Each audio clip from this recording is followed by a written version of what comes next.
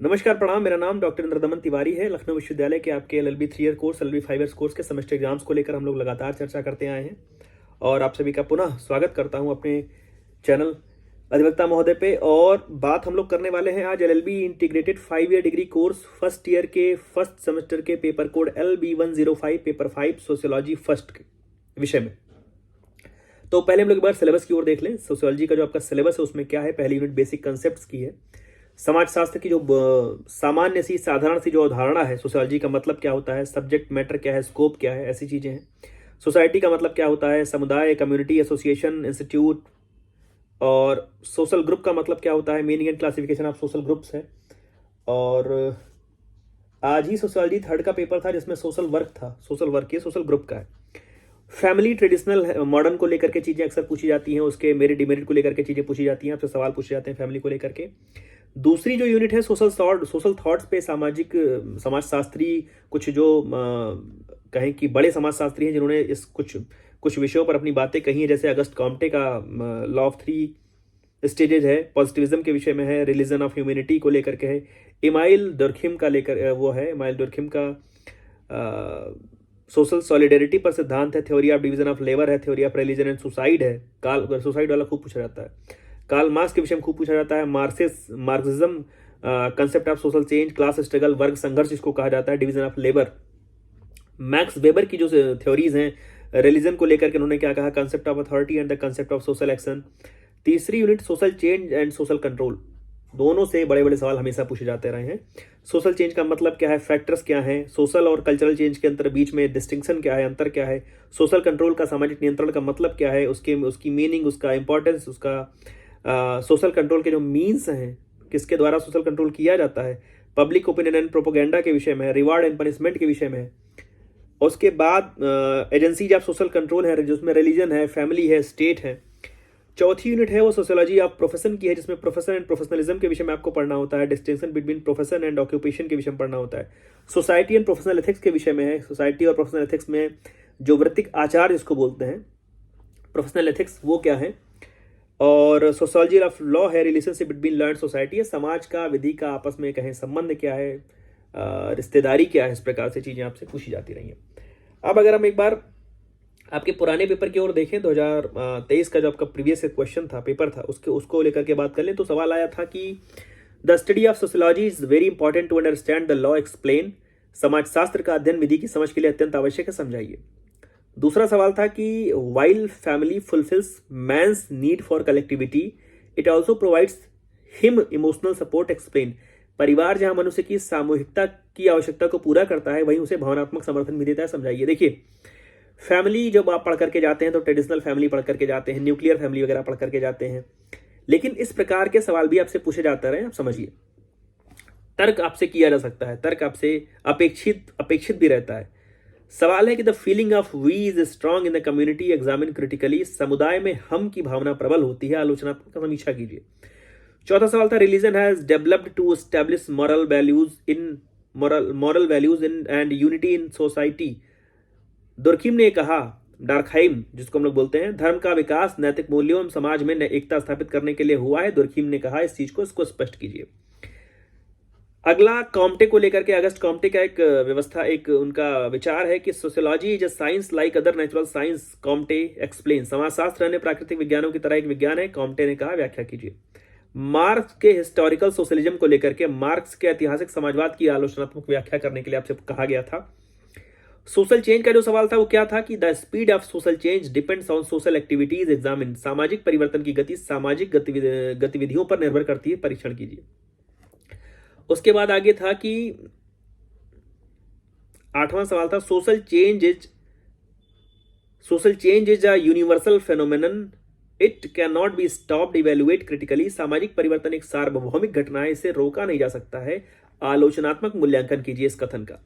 अगला सवाल था, define profession and describe the characteristics of law profession. व्यवसाय को परिभाषित करते हुए विधि व्यवसाय की विशेषताओं का वर्णन कीजिए। विधि व्यवसाय की विशेषताएं क्या हैं, किस प्रकार से हैं।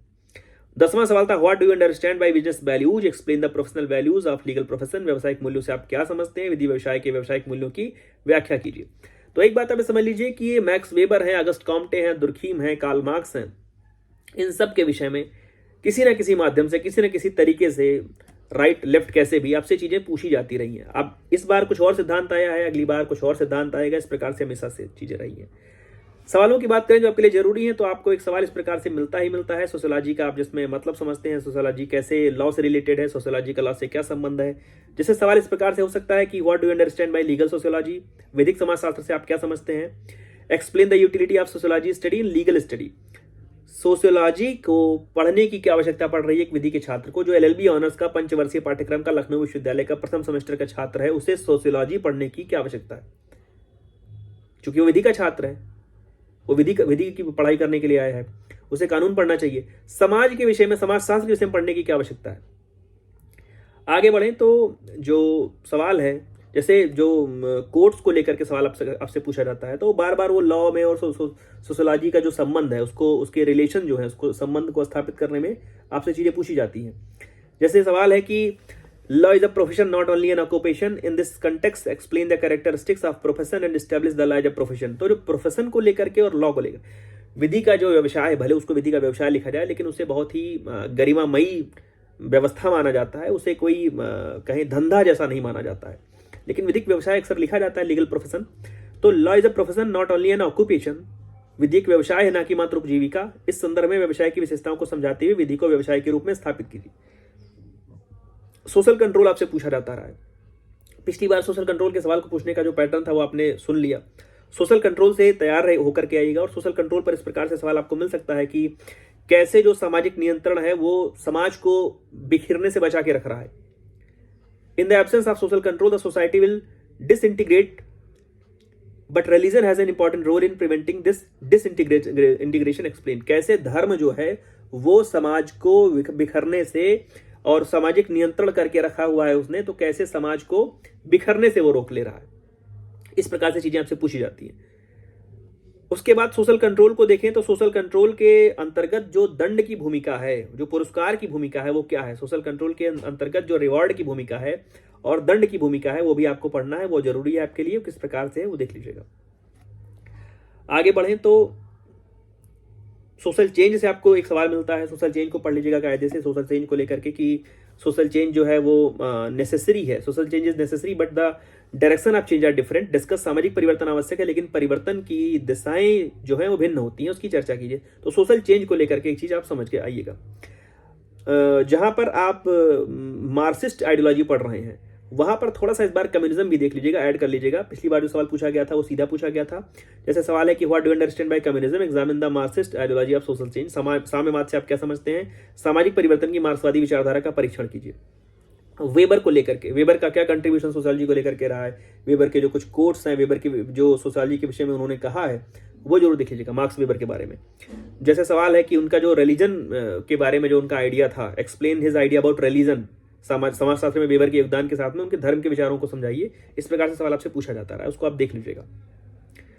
फैमिलीज को लेकर के हम लोगों ने कहा, जैसे पिछली बार था कि हम की भावना रहती है, तो फैमिलीज को लेकर के पढ़ लीजिएगा कि जो मॉडर्न फैमिलीज हैं वो ट्रेडिशनल फैमिलीज से किस प्रकार से भिन्न है, उनकी रिस्पॉन्सिबिलिटी में क्या परिवर्तन है, उनकी भूमिका में क्या परिवर्तन, इस प्रकार से।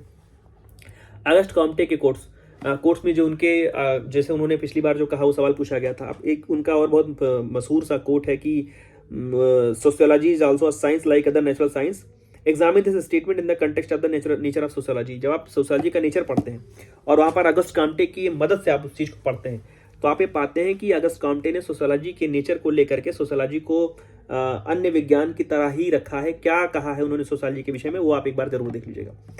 तो हम एक बार दोबारा अगर आपके सिलेबस की ओर देखें या कहें कि सवाल जो आए थे, सवाल जो पूछे जाने की संभावना है, तो मैं तो बार बार ये कहूँगा कि जो पेपर जो अगस्ट कॉम्टे हैं, मार्क्स वेबर हैं या कार्ल मार्क्स जैसे लोग हैं, इनके विषय में आपको विशेष रूप से तैयार रहने की ज़रूरत है। और इनके जो कोर्स रहे हैं, मशहूर कोर्स रहे हैं, थोड़ा लंबे लंबे कभी कभी रहे हैं थोड़ा, तो वहाँ पर थोड़ा सा कभी कभी जब कोट आप देखते हैं तो थोड़ा सा परेशान होते हैं। लेकिन मैं कहूँगा कोट्स को थोड़ा ध्यान से पढ़िएगा तो आपको समझ में आ जाएगा कि वो अगस्ट कॉम्टे की विचारधारा का कोट है कि कार्ल मार्क्स की विचारधारा का कोट है।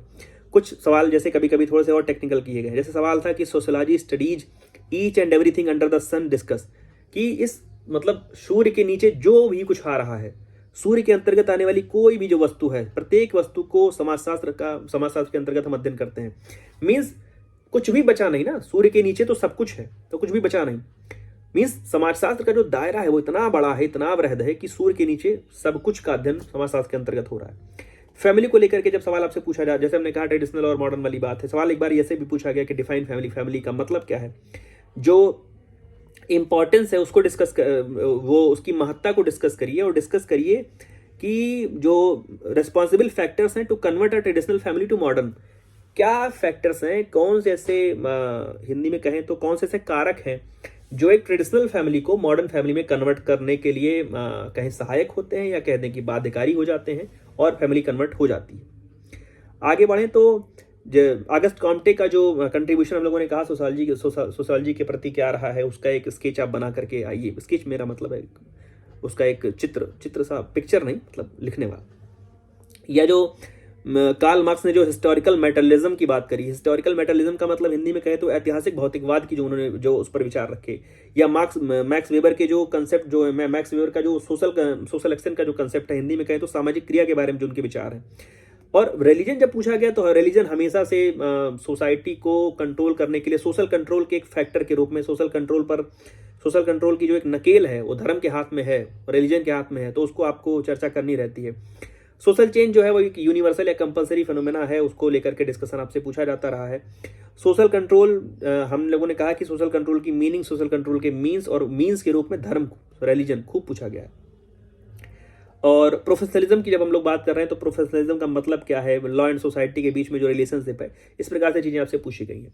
तो सोशियोलॉजी का पेपर जब आप पढ़िए तो प्रयास करिए कि अधिक से अधिक लोगों के विषय में कोर्स जो आपके सिलेबस में लोग हैं, कार्ल मार्क्स हैं, अगस्ट कॉम्टे हैं, मैक्स वेबर हैं, और भी जो लोग होंगे, इमाइल डर्खीम है, इनके जो सिद्धांत हैं वो कहीं पर पेन पेपर पर नोट करके रखिए कि किसने किस विषय में अपनी बात रखी है, और उनके जो मशहूर 2-3-4 जो बड़े कोट्स हैं, क्योंकि अक्सर वो सवाल कोर्ट से, पिछली बार का पेपर मैंने बताया जो पैटर्न था उसमें तो पूरा 3 सवाल थे जो कोर्ट लिखे हुए थे, नाम लिखा था, कोर्ट लिखे थे, नाम लिखा था। तो ढेर सारी शुभकामनाएं आपको आपके सोशियोलॉजी के इस पेपर के लिए। आपका जो अगला पेपर होगा उसकी वीडियो को लेकर के मैं जल्दी आपके समक्ष उपस्थित हो जाऊंगा। तब तक जुड़े रहिए मेरे साथ। धन्यवाद, प्रणाम।